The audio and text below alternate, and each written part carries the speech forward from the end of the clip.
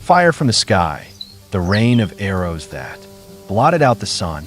Before the sky turned black with death, there was silence, a charged, eerie calm that weighed on every soldier's chest.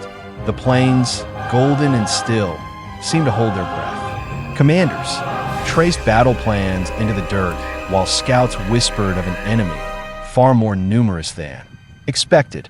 Archers tightened their quivers. Horses pawed nervously at the earth. In the camp, young warriors prayed. Veterans simply stared at the sky. The enemy waited just beyond the hills, an ocean of helmets, a tide of spears. But it wasn't the swords that haunted the defenders. Rumors had spread like wildfire that the enemy had brought an army of archers so vast their volleys could drown daylight. As the sun climbed toward noon, every man looked up. Once, some searched for clouds, others for omens. They didn't know it yet, but the heavens themselves were about to bleed. The whistle came first, a high, shrill sound like the cry of 1,000 banshees.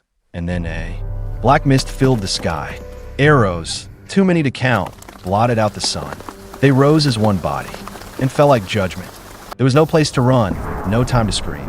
Shields shattered under the sheer force. Men were pinned to the earth like dolls. Horses reared, pierced mid-stride. Commanders tried to shout orders, but were drowned out by screams and steel. The first volley wasn't the last. Arrows kept falling, 3 waves deep, each darker than the one before. Blood soaked the dirt. Tents collapsed under their own weight, riddled with shafts. For many, death was instant. For others, it was slower, a wound, then a second, then silence. It was a massacre, executed from the sky, a symphony of death that made the living envy the dead. Out of chaos rose a fragile defense. The shield bearers, the heart of the resistance, locked, arms and iron, forming a desperate dome against the sky's wrath. It was no longer about winning. It was about surviving the next minute. Arrows beat against their bulwarks like hail from hell. Each hit vibrated through bone and soul. Every man inside the formation knew the next. Shaft might slip through a crack or pierce weakened wood. Still they held. Blood pooled. Underfoot, dead men were not removed. They were braced up, still part of the shield wall. A commander screamed over the carnage, his voice broken but unyielding. "Hold," he roared. "We stand together." Behind the line, wounded warriors crawled toward the safety of shields, dragging others along.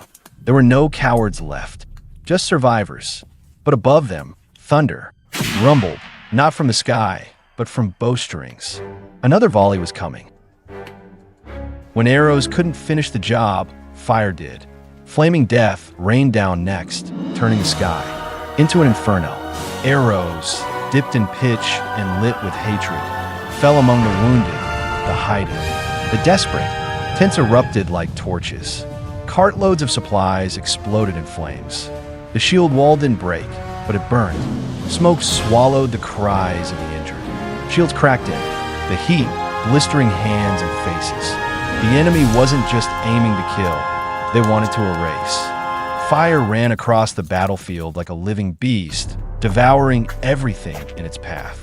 Horses bolted, in agony, flames trailing from their manes. Screams rose, higher, sharper, fewer, and through it all, a warrior stumbled through the flames, dragging a brother by his collar, blind but unwilling to surrender.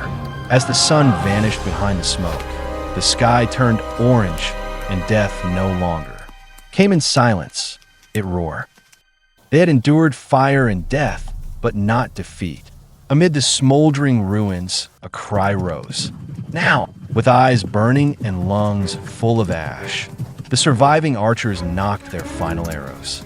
These were no ordinary shafts. They were vengeance wrapped in fire. They launched from blackened, fingers cutting arcs through the smoke-choked sky. The enemy, unprepared for resistance, watched their rear lines erupt in flame. Siege engines lit up like tinderboxes. Horses bucked. Chaos bloomed in the enemy ranks. From behind shattered shields, cavalry emerged, fewer than before, but faster, fiercer. With blood-curdling cries, they thundered forward. The tables hadn't turned, they were flipped by fury. Every fallen comrade gave strength to the living. What was once a slaughter had become a counterstrike. Fire met fire, and for the first time, the enemy faltered.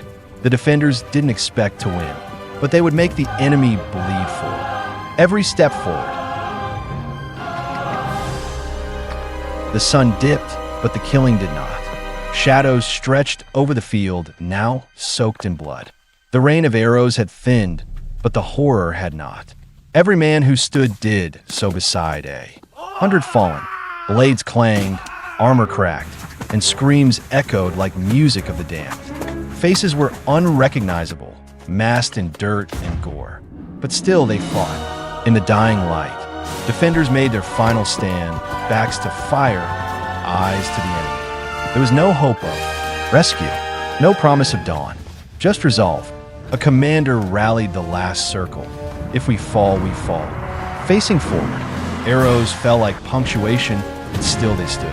The sky had wept fire. The earth had swallowed the dead. But these men refused to vanish. Their deaths would be remembered, not as a retreat, but as defiance painted across a red horizon. When the smoke cleared and the arrows ceased, only silence remained. The battlefield was no longer a place. It was a memory etched in blood and ash. Corpses blanketed the land. Crows circled. The survivors, few and broken, staggered between the fallen. There were no victors, only those left breathing. A burnt banner was raised, not in triumph, but in remembrance. Arrows still stuck in tree trunks, quivering from yesterday's wrath. What had begun as strategy became slaughter, and yet some stood, wounded, empty-eyed, changed, forever. The enemy, bloodied and shaken, dared not advance again. They had faced defenders who turned death into defiance. The sky that had once rained arrows now hung cold and still. The sun rose again, but it warmed no joy. Only the knowledge that even when fire fell from above, there were those who chose to stand beneath it and never kneel. That if this story gripped your soul, subscribe now. More legends await.